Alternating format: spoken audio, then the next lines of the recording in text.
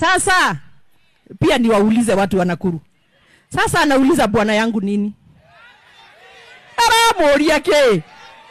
Si ni Mkenya tu. Hajachaguliwa kiti. Anadanganyana hapa ati yeye ana direct polisi. Ana direct polisi aje na yeye ni civilian. Wacha, ni mafacha inaleta shida. Wewe.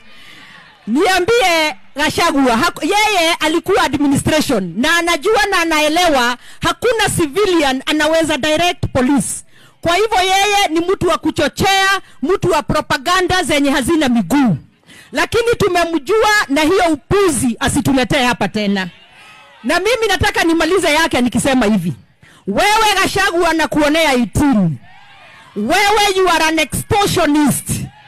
Ulifikiria utaintimidate kina Samuel Mboro na wale wa Kikuyu wenye wanafanya biashara wakuletee kodi.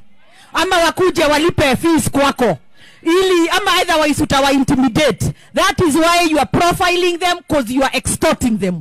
Uache uongo, uache propaganda. Kama unauza sera zako, uuze kwa upole na uachane na sisi.